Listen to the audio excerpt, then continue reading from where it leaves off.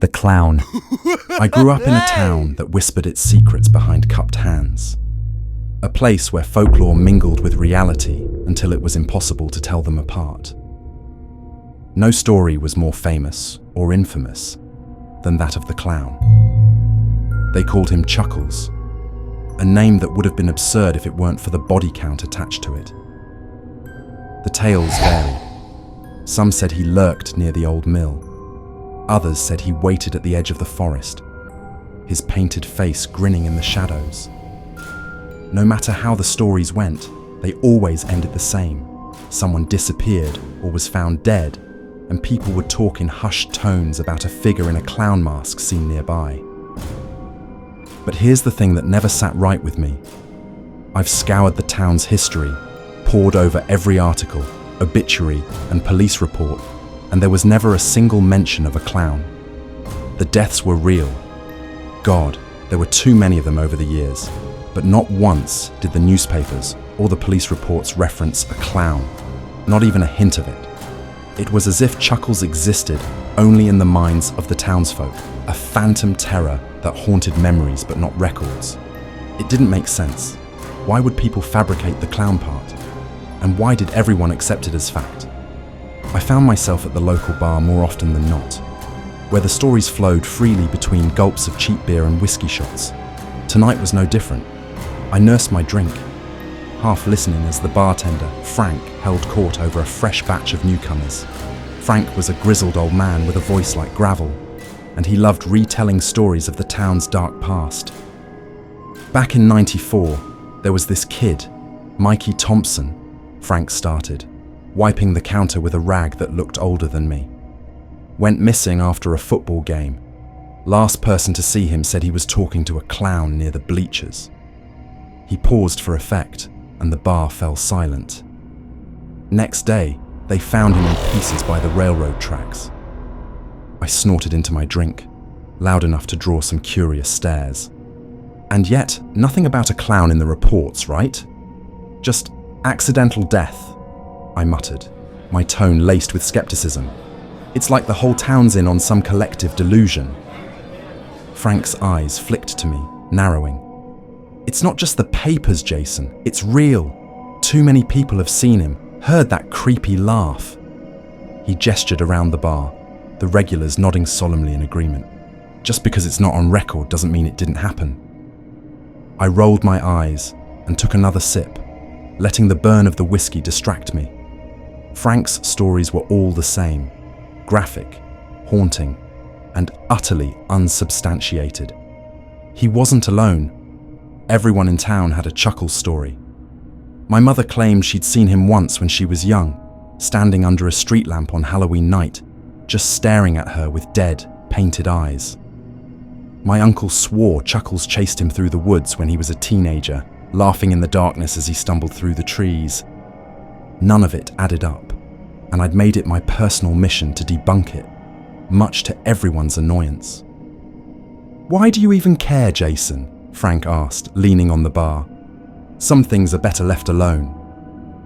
"Because it's bullshit," I snapped, a little harsher than I intended. "You all remember a clown, but there's no trace of him anywhere. People are dying, yeah, but pinning it on some myth isn't going to help anyone." Frank shrugged, unbothered. "Suit yourself. Just don't come crying when Chuckles comes for you." The night dragged on, and eventually, I decided I'd had enough of ghost stories and booze. I paid my tab and stepped out into the chilly night air. The town was quiet, almost unnervingly so, as I walked the familiar path toward my house. Streetlights flickered above me, casting long shadows that danced on the pavement. I was halfway home when I heard it, a faint, melodic jingle that cut through the silence. The sound was playful, like a distant ice cream truck. But it was well past midnight, and the only thing open this late was the 24-hour gas station on the outskirts of town. I stopped, listening, my breath clouding in the cold air. The jingle grew louder, more distinct, and a chill ran down my spine.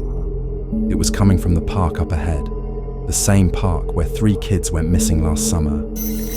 I swallowed hard, my curiosity pulling me forward, even as my instincts screamed to turn back. The park was empty, the swings creaking slightly in the breeze. The music stopped abruptly, replaced by an eerie, unnatural silence.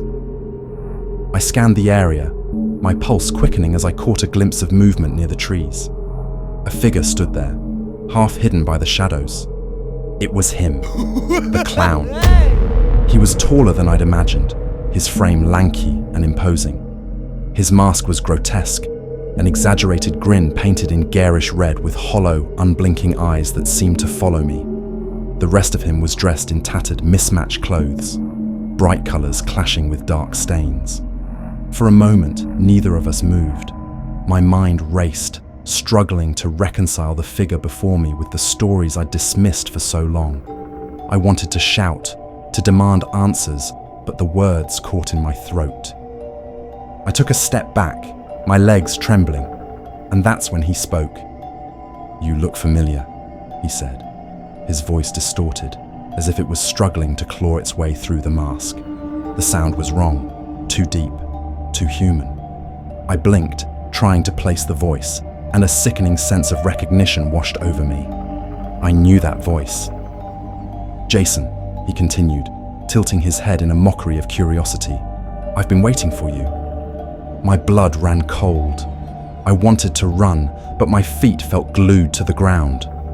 The clown stepped closer, his movements unnaturally smooth, and with every step, my heart pounded harder. There was something about the way he moved, the cadence of his voice. It was all wrong, but disturbingly familiar. I could feel the truth clawing at the edges of my mind, something I didn't want to accept, but couldn't deny any longer. "Who the hell are you?" I finally managed, my voice cracking under the weight of my terror. The clown laughed, a sound that sent icy tendrils down my spine. He raised his hand, pointing directly at me, his grin stretching impossibly wide beneath the mask. The gesture was almost playful, like a child teasing a friend. And then he said it, in that voice I could never forget. "Guess." The world spun, and suddenly, I knew. I knew exactly who he was, and the realization tore through me like a knife. The face behind the mask wasn't just some random killer or a figment of the town's imagination. It was someone I knew, someone I trusted. The truth hit me like a punch to the gut, knocking the breath out of me. I staggered back, the night closing in as my mind raced with the impossible, horrific realization. I opened my mouth to scream, but no sound came out. And then everything went dark.